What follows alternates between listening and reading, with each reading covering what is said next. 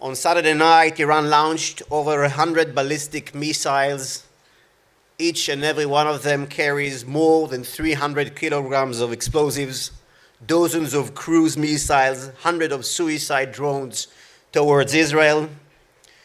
Thanks to the remarkable prowess of Israel's defense industry, Air Force, and the collaboration with our allies, particularly the United States of America, only a few missiles managed to break through Israel's defense line. As a result, a 7-year-old Israeli Bedouin girl was severely injured, and Israel's finest doctors, both Jews and Arabs, are fighting to save her life. Although Iran doesn't share a border with Israel, it allocates a massive part of its resources to its jihadist war against Israel. The destruction of the State of Israel is a declared strategic goal of the Iranian terror regime, a regime that sees itself as the leader of the Muslim world and as a regional power that does not tolerate competition, certainly not from a Jewish and democratic state.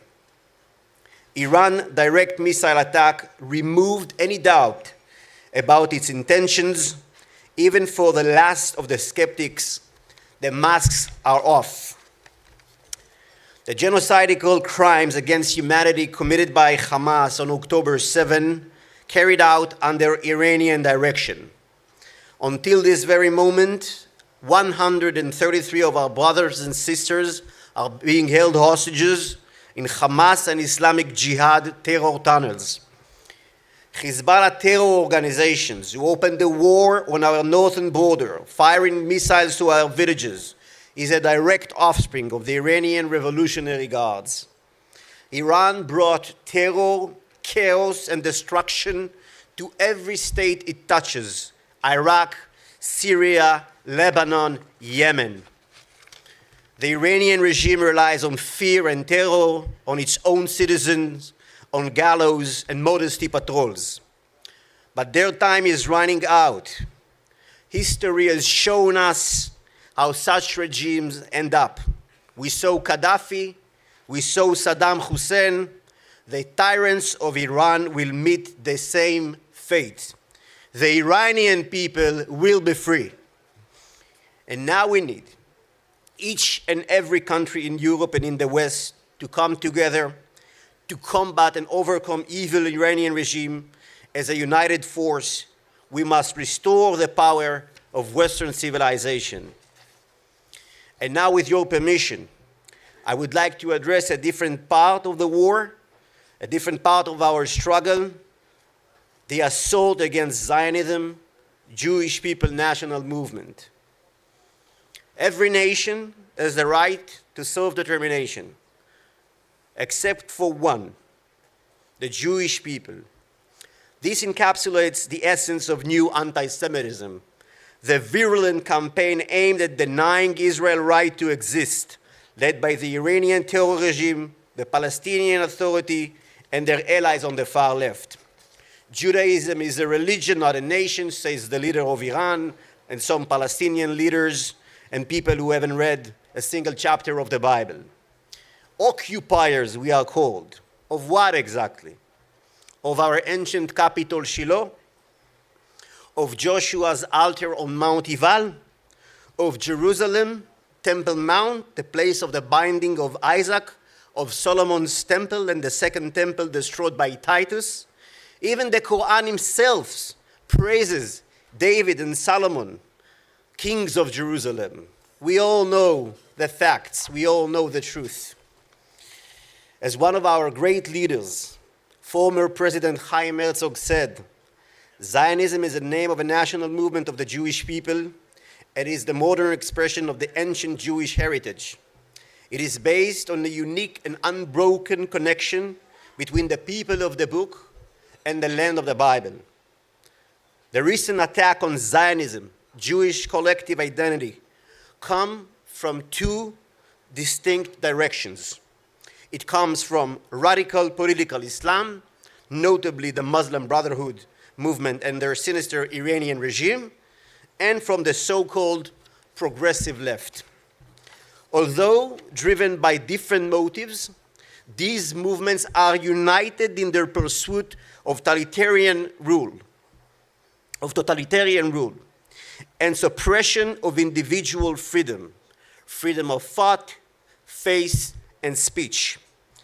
Anyone with a superficial understanding of these movements realize that their ambition extends well beyond the rejection of Zionism. The motives of jihadist political Islam in its fight against Zionism have been evident since the days of the father of Palestinian nationalism, Haj Amin al-Husseini, who skillfully blended religious fanaticism and racist anti-Semitism to lay the groundwork for a Palestinian identity rooted in the singular aim of annihilating the Zionist movement. According to a survey conducted by the Palestinian Research Institute, Awrad, Arab World Research and Development, 75% of Palestinians supported the crimes against humanity on October 7, and overwhelming 98% regarded them as a source of pride. This is what the Palestinian identity is about, unfortunately. However, the extremes left obsession with Zionism presents a more complex set of motivation. On the surface, it combines all the perceived wrong of the West into a single entity despite a non-existent factual basis. We are accused of apartheid, despite having Arab judges in the Supreme Court, Knesset members, ministers, doctors, professors. We are accused of committing a genocide, even though our military actions are born as a response to genocidal crimes against humanity committed by Hamas that said that it will repeat October 7 again and again and again. And even though the IDF takes greater care than any other Western army in its efforts to prevent harming civilian population. We are accused in colonialism, even though we are the oldest indigenous population in the land of Israel. We speak the same language as our ancestors. We are celebrating the same holidays. And I once asked in the Knesset, can you mention one archaeological Palestinian site in Judea and Samaria? None. I can tell you now 100 of Jewish archaeological sites in Judea and Samaria. None of these ludicrous and delusional accusations hold water. And that's not the story. In his brilliant book, The Strange Deaths of Europe, author Douglas Murray describes the intersection of two dangerous processes whose combination could prove fatal for Europe. The first is reckless immigration policy stemming from a distorted perception of moral and cultural relevance.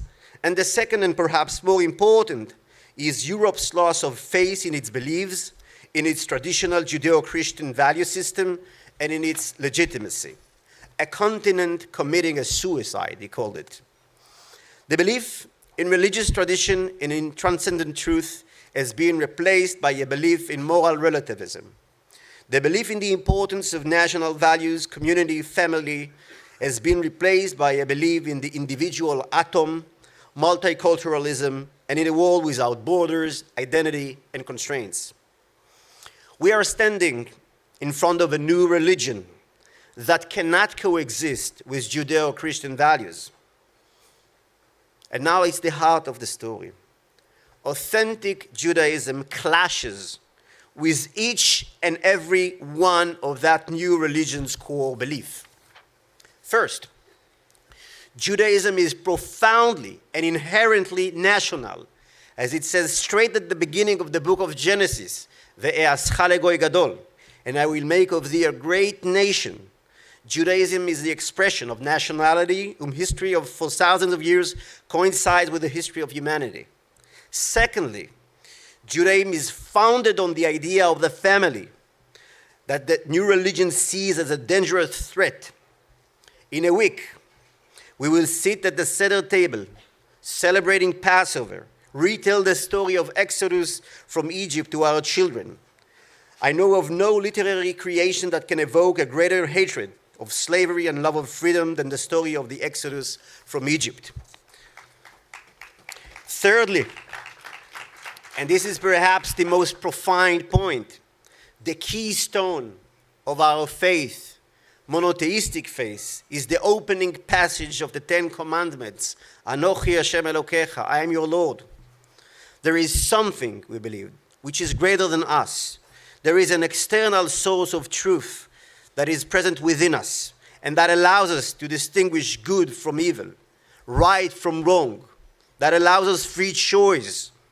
As the great philosopher Moshe Hess summed this up in his essential book, Rome and Jerusalem, Judaism has never drawn any line of separation between the individual and the family and the nation, nation and humanity, humanity and creation, creation and the Creator.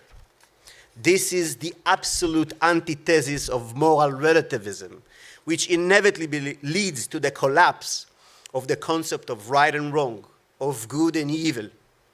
And we have recently been provided with some fresh evidence of this moral collapse, starting with the high priest of progressivism, Judith Butler, describing Hamas as a progressive movement, and the events of October 7 as act of resistance. And it continues with the presidents of Harvard, Penn, and MIT, who shamefully failed to condemn the call to genocide of the Jewish people. The events of October 7 brought anti-Semitism to new heights of insanity and hatred. Blatant support for the rape and murder of innocent men and women, demonization of the IDF and the State of Israel, comparing them to Nazis, the distortion of the Holocaust, hijacking the Holocaust, and the application of hypocritical double standards tailored to specifically target one people and one state alone.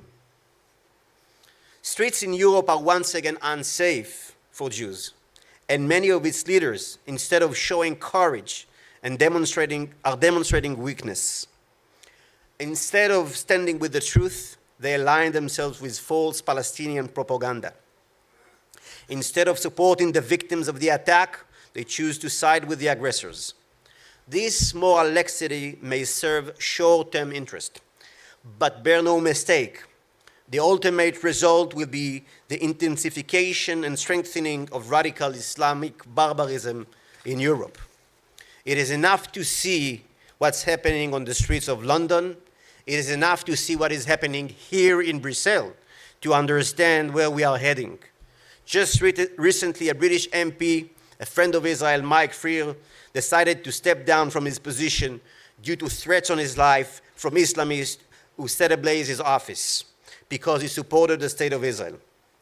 Freedom is waning in the country that brought the Magna Carta to the world, and people can no longer speak freely in Brussels and in London. Even Churchill's statue required protection to keep it from being vandalized.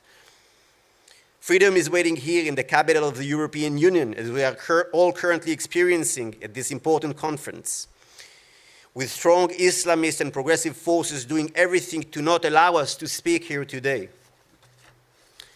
As the late Rabbi Sachs reminds us, what starts with the Jews never ends with the Jews.